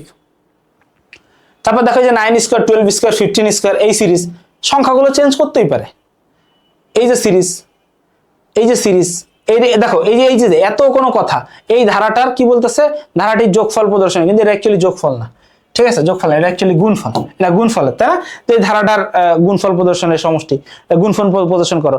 এইটার বদলে বলতে পারে, এইটার বদলে বলতে পারে যে n এর ফ্যাক্টোরিয়াল নির্ণয় করো, পারে না বলতে? ফ্যাক্টোরিয়াল বের করার এটা তো একই কথা। তারপরে খেয়াল করো এই যে টেম্পারেচার কনভার্ট আছে, তারপর লিপ ইয়ার, তারপর এই যে দেখো এইগুলা, এইটা বাধ্যতামূলক না যে এইগুলার থেকেই আসতে হবে। ঠিক আছে, এই যে দেখো কন্ডিশনাল কন্ট্রোল স্টেটমেন্ট, ঠিক আছে, সি ভাষায় প্রোগ্রাম লেখো যে কোনো তিনটি সংখ্যার মধ্যে বড় বা ছোট। এই যে দেখো আবার এই তিনটি সংখ্যার ভিতরে এইটা অ্যারে ব্যবহার করেও আসতে পারে। যদি অ্যারে ব্যবহার করে আসে তাই মনে করবে তোমার কোশ্চেনটা কঠিন হয়েছে। কঠিন বলতে একটু স্ট্যান্ডার্ড হয়েছে, এটা তুমি ভাবতে পারো। ঠিক আছে, এই হচ্ছে কথা। এরপরে দেখো লুপ, এই আসো লুপ। লুপ এবার দেখো এখানে কি বলতেছে, সিরিজের যোগফল নির্ণয়ের, তারপরে এই যে এইটার, এই যে, ঠিক আছে। আবার দেখো উল্লেখ করে দিতে পারে। দেখো তুমি যে কোনো লুপ না শুধু এমন শিখো না যে শুধু ফর লুপ ব্যবহার করে করতেছো বা শুধু হোয়াইল লুপ শিখতেছো, শুধু ডু হোয়াইল লুপ, এমন করো না। কিন্তু কোশ্চেনে উল্লেখ করে দিতে পারে। একটা সিরিজ দিয়ে শুধু যে বলবে যে এটা সমষ্টি নির্ণয় সি প্রোগ্রাম লেখো না, বলবে যেটা ডু হোয়াইলের সাহায্যে করো। তখন তুমি ধরো শুধু ফর লুপ শিখে গেছো, তুমি ধরা খেয়ে যাবে। তোমাকে ধরো বলতেছে যে কি বলে ডু হোয়াইল লুপ দিয়ে করো, তুমি শুধু ফর লুপ শিখে গেছো। বা তোমাকে বলতেছে যে ডু হোয়াইল লুপ দিয়ে করো, তুমি শুধু ফর লুপ শিখে গেছো, ধরা খেয়ে যাবে কিন্তু। ঠিক আছে, এই জন্য আমার এই ক্লাসে আমি সবগুলোই দেখাইছি। ঠিক আছে, তো দেখো এইগুলা করলেই না তোমার এটা হয়ে যাবে। এইগুলা করলেই না তোমার এই ফিফথ চ্যাপ্টার ডান। ঠিক আছে, যত কঠিন মনে করতেছে এতটাও কঠিন না, হইলে তোমাদের সিলেবাসে দিত না অত কঠিন হইলে। ঠিক আছে, ভালো করে দিও পরীক্ষা। এবার আসো লাস্ট চ্যাপ্টার, চ্যাপ্টার 6। অনেক বছর পরে এইচএসসি 26 এই ব্যাচে পরীক্ষা দিতে যাচ্ছ তোমরা, তারপরে তোমাদের জুনিয়ররা দিবে আর কি। ঠিক আছে, তো দেখো এইচএসসি 26 ডেটাবেস, এই চ্যাপ্টারটা একটু খেয়াল করো। দেখো এই চ্যাপ্টারে কি কি জিনিস আছে। সর্বপ্রথম আছে টেবিলের মধ্যে একটা রিলেশন। ঠিক আছে, যে টেবিলের ভিতরে রিলেশনটা কেমন হইতে পারে। দুইটা টেবিল দিবে উদ্দীপকে, দিয়ে বলবে এদের মধ্যে কি কোনো রিলেশন সম্ভব, হইলে কোন ধরনের রিলেশন ব্যাখ্যা করো। দেখো রিলেশন হতে পারে 1 to 1, মানে দুইটা টেবিলের একটা ডেটার সাথে একটা মিল থাকলে 1 to 1। যদি 1 to many, মানে একটা টেবিলের একটার সাথে অন্য টেবিলের অনেকগুলা, মানে এক টেবিলের একটার সাথে অন্য টেবিলের একাধিক মিল থাকলে 1 to many। যদি দুইটা টেবিলের ভিতরে একাধিকগুলোর মিল থাকে, মানে এইটার একাধিক এইটার একাধিক, তাহলে ম্যানি টু ম্যানি। সহজ কনসেপ্ট, হ্যাঁ, এটার ক্লাসটাও দেখো। ঠিক আছে, এবার দেখো এটা সর্বপ্রথম তো রিলেশনাল ডেটাবেসে কি বলতেছে, কম্পোজিট প্রাইমারি ফিল্ড বা কম্পোজিট প্রাইমারি কি ব্যাখ্যা করো। ঠিক আছে, ম্যানি টু ম্যানি রিলেশনশিপের কার্যপদ্ধতি ব্যাখ্যা করো। ডেটাবেস টেবিলগুলোর মধ্যে রিলেশন তৈরির প্রক্রিয়া, তারপরে যে ইআর মডেল, হ্যাঁ ইআর ডায়াগ্রাম বলা হয় যেটাকে, এটা কিভাবে কাজ করে। ডেটাবেস টেবিলে রিলেশন তৈরির সম্ভাব্যতা, তারপর ডেটাবেস টেবিলগুলোর মধ্যে রিলেশনের ধরন ব্যাখ্যা করো। এইগুলো নিয়ে কোশ্চেন আসছে। ঠিক আছে, এবার দেখো এখানে কোশ্চেন আরেকটা জিনিস হয়, সেটা হচ্ছে ডেটাবেস তৈরি নিয়ে। আর ডেটাবেস তৈরির দেখো সব থেকে বেশি কোশ্চেন দাঁড়া এখানে আছে কিনা, এই যে দেখো, এখানে বলতেছে না নিউমেরিক ডেটা টাইপ ব্যাখ্যা করো। এখান থেকে শুধু ডেটা টাইপ ব্যাখ্যা করো, এইটাকে আমি 3 স্টার দিব। তুমি একটু তোমরা যখন টেস্ট পেপার বা কোশ্চেন কিছু সলভ করবা, কোশ্চেন সলভ করবা, দেখবা এত কোশ্চেন আসছে। এই উদ্দীপক একটা টেবিল দিয়ে বলছে এই টেবিলে কি কি ডেটা টাইপ ব্যাখ্যা করো, শুধু ডেটা টাইপ ব্যাখ্যা করো, শুধু ডেটা টাইপ ব্যাখ্যা করো, ভরা এই চ্যাপ্টারে। ঠিক আছে, এটা একটু ভালো মতো পড়ো। এই যে ডেটাবেসে ব্যবহৃত বিভিন্ন ধরনের ডেটা টাইপ ব্যাখ্যা, দেখো এটা লাস্ট পরীক্ষা হয়েছিল 19 সালে, এবং সেই 19 সালে একটা বোর্ড, দুইটা বোর্ড, তিনটা বোর্ড, চারটা বোর্ড, 5টা বোর্ডে কোশ্চেন আসছিল ডেটা টাইপ ব্যাখ্যা করো। বুঝছো? এরপরে খেয়াল করো ডেটাবেস সম্পাদনের প্রক্রিয়া কিভাবে কাজ করে, টেবিলগুলো অতিরিক্ত ফিল্ড সংযোজনের প্রক্রিয়া। ডেটাবেসের ভিতরে বিভিন্ন ধাপ আছে। টেবিলে কিভাবে একটা ডেটা মানে একটা রো অ্যাড করা যায়, কিভাবে একটা কলাম অ্যাড করতে হয়, কিভাবে একটা ডেটা খুঁজে বের করতে হয়, কিভাবে একটা ডেটা ডিলিট করতে হয়, কিভাবে একটা ডেটা আপডেট করতে হয়। ঠিক আছে, একে ডেটাবেস কোয়েরি বলা হয়। হ্যাঁ, ডেটাবেস কোয়েরি 2 প্রকার আছে, ডিডিএল আর ডিএমএল, ডেটা ডেফিনিশন ল্যাঙ্গুয়েজ, আর হচ্ছে ডেটা ম্যানিপুলেশন ল্যাঙ্গুয়েজ। ঠিক আছে, ডিডিএলটা হচ্ছে টেবিল তৈরি করা, টেবিল ডিলিট করা, টেবিল আপডেট করা। আর ডেটা ম্যানিপুলেশন হচ্ছে টেবিলের ভিতরের ডেটাগুলোকে চেঞ্জ করা, এগুলা। হ্যাঁ, পড়ো একটু। ঠিক আছে, এবার দেখো যে ডেটাবেস কোয়েরি তৈরির পদ্ধতি ব্যাখ্যা করো, ডেটাবেস তৈরির সুবিধা অসুবিধা, কোয়েরির ভূমিকা। ঠিক আছে, আবার দেখো ডেটাবেসে ডেটা শর্টিং কিভাবে হয়, ইন্ডেক্সিং, যদিও এই শর্টিং আর ইন্ডেক্সিংটা তোমাদের সিলেবাস থেকে উড়াই দিছে, তারপরেও পড়ো। ঠিক আছে, যে ডেটাবেসে কিভাবে ডেটা সাজাইতে হয়, শর্টিং, ইন্ডেক্সিং, এগুলো সাজানো গোছানো। ঠিক আছে, ডেটা সিকিউরিটি, ডেটা যখন একজন আরেকজনকে পাঠায় না, তো এটাকে বলা হয় হচ্ছে ডেটা সিকিউরিটি। দেখো এই হচ্ছে ডেটা সিকিউরিটি। তো এই ডেটা সিকিউরিটি করা মানে এক জনগত থেকে অন্য জায়গায় যখন ডেটা যায় তখন ডেটাটা এনক্রিপ্ট হয়ে যায়, একটা তালা লাগাই দেয়। ঠিক আছে, এখানে দুইটা চাবি থাকে, একটা আছে সিমেট্রিক কি, একটা আছে অ্যাসিমেট্রিক কি। দেখো এটা হচ্ছে আমার সর্বশেষ রেকর্ডকৃত চ্যাপ্টার এই এইচএসসি ব্যাচের জন্য, এই যে 1 ক্লাসে ডেটাবেস ম্যানেজমেন্ট। ঠিক আছে, 1 ক্লাসে ডেটাবেস ম্যানেজমেন্ট সিস্টেম, এটা 4 ঘন্টার একটা ক্লাস। ঠিক আছে, 4 ঘন্টার একটা ক্লাস। তো দেখো এই ক্লাসে যদি দেখো এই ক্লাসে দেখো আমি এই যে কোড লিখে দেখাইছি, হ্যাঁ, যে এইগুলা কিভাবে লিখতে হয়। তারপরে হচ্ছে এই লাস্টে আসো, এখানে হচ্ছে যে দেখো এই যে এই সিকিউ, হ্যাঁ, এখানে হচ্ছে সিকিউ গুলা নিয়ে আলাপ করতেছিলাম লাস্টের বোর্ডে, যে কোন বোর্ডে কি কোশ্চেন আসে, এই যে ডেটা সিকিউরিটি, এগুলা নিয়ে থিওরি না, এই সব কিছু সব স্লাইডে রাখা আপলোড করছে। আরে বাইরে দেখো কি কষ্ট করে ক্লাসগুলো রেকর্ড করছে, দেখো তোমরা, ঠিক আছে। তো আমি আশা করতেছি যে এই প্লেলিস্ট এবং আজকের এই ভিডিওর টপিক অ্যানালাইসিস যদি তোমরা কেউ দেখে থাকো সুন্দর মতো, আশা করতেছি এইচএসসি আইসিটি নিয়ে তোমাদের প্যারা হবে না, ঠিক আছে। আবার দেখো, হ্যাঁ, ধরো এবার একটা কথা আসতে পারে যে ভাইয়া এত কিছুর ভিতরে কোর্স কোড থেকে আসছে, ঠিক আছে। যেমন দেখো, তুমি যদি এই অনলাইনে যে, ঠিক আছে, যে কোনো গুগলে যে তুমি শুধু সার্চ করো EBI 4, দেখো আমাদের হচ্ছে এখন EBI এর চতুর্থ সিরিজ চলতেছে। দেখো সবার ফার্স্টে আমাদেরটা আসবে, ফার্স্ট টিউটোরিয়াল কোর্স ডিটেলস, ঠিক আছে। এখানে তুমি ক্লিক করলেই তোমাকে যে EBI 4 এ নিয়ে আসবে, ঠিক আছে। দেখো এই EBI কোর্সে EBIটাকে একটা কম্বো কোর্স আকারে সর্বপ্রথম মার্কেটে আমরা পড়াচ্ছি, ঠিক আছে। এবং আমরা গত 3 বছরে মাশাআল্লাহ প্রায় 13,000 স্টুডেন্ট পেইড বাচ্চাদেরকে পড়াইছি, হ্যাঁ, 4,000 করে। এবং এইবার চতুর্থবারের মতো এবারও মেবি 4-5 হাজার স্টুডেন্ট যদি আল্লাহ ভালো করে এবং তোমাদের দোয়া আমাদের সাথে থাকে আর কি, ঠিক আছে। আল্লাহ যদি চান, তোমাদের সাপোর্ট যদি থাকে, তাহলে এটা হবে, ঠিক আছে। তো দেখো এখানে না এবার সিঙ্গেল কোর্সও কেনা যায় আর কি। ধরো এখান থেকে শুধু এই যে আইসিটি কোর্সটাতে যদি যাই আর কি, হ্যাঁ, এই আইসিটি কোর্সটাও তোমরা চাইলে হচ্ছে একদম সিঙ্গেলে নিতে পারবা। তো এগুলো হচ্ছে মাত্র 1200 টাকা, ঠিক আছে, মাত্র 1200 টাকায় এই আইসিটি কোর্স তোমরা কিনতে পারবা আর কি, ঠিক আছে। তো দেখো এই আমাদের ওয়েবসাইটে গেলেই এই কোর্সগুলো তোমরা সুন্দর মতো করে পেয়ে যাবা, ঠিক আছে। ধরো হচ্ছে কোথায় যাবা, তোমরা যাবা হচ্ছে এই যে সকল কোর্স, যদিও এটা এইখানে দেখান না, জাস্ট তাও একটু দেখাই রাখলাম, কারণ হচ্ছে আমাদের এই ভিডিওর নিচে হচ্ছে অনেক বেশি কমেন্ট আছে, ঠিক আছে। এই ভিডিওর নিচে অনেক বেশি কমেন্ট আছে যে হচ্ছে ভাইয়া আমাদের ক্লাসগুলো কোথায় পাবো, ঠিক আছে। এ ভাই খুঁজে পাচ্ছি না কেন, ঠিক আছে। এই যে এইচএসসি তে আসলে এই একটু নিচের দিকে আসলে, ঠিক আছে, এইচএসসি 28 তো একদম রিসেন্ট, বা তোমরা ফিল্টার করে হচ্ছে এটা আলাদাও নিয়ে যেতে পারবা। তো খেয়াল করো এখানে যখন আসবা তোমরা এইচএসসি 28 এর, এই যে দেখো অনেক কোর্স ভাই, এই যে আইসিটি ফুল কোর্সটা, ঠিক আছে। তুমি যদি সার্চ দাও যে আইসিটি এফটি, ঠিক আছে, সার্চ দিলে পাই যাবে। এই যে 1200 টাকা না, এর উপরেও ডিসকাউন্ট আছে। কেউ যদি এটার উপরে এই যে এখানে কোর্সটা ধরো কিনতে গেছো, তুমি কোর্সটা কিনতে গেছো, ধরো কোর্সটা কিনবো, ও বাহ, এটা আইডি পাসওয়ার্ড দিতে বলতেছে, লগ ইন করলে দেখা যাবে কোর্স কেনা হয়ে গেছে, ঠিক আছে, ঠিক আছে, কারণ এই আইডি অলরেডি কেনা আছে আর কি। তো যাই হোক, তো এই কোর্সে গেলে না তোমরা সব গোছানো পাবা। এইখানে যদিও একটু কম্প্যাক্ট আকারে পড়ানো, এখানে একদম ফুল ডিটেলসে প্রোগ্রামিং গুলো সব প্র্যাকটিক্যালে, ম্যাথ গুলা দেখানো, লজিক গেট গুলা প্র্যাকটিক্যালি দেখানো, ঠিক আছে। এই সব কিছু ডিটেলস তোমরা পেয়ে যাবে, বুঝছো। তাইলে তোমরা ভালো থাকো, সুস্থ থাকো, সুন্দর থাকো, একটা ভালো পরীক্ষা দিয়ে ভালো রেজাল্ট আনো, এটাই তোমাদের সকলের জন্য আমাদের আশা ব্যক্ত থাকবে। এবং কি বলবো, দোয়া করে আমাদের জন্য, আমাদের পরিবারের জন্য। Wish you all the best.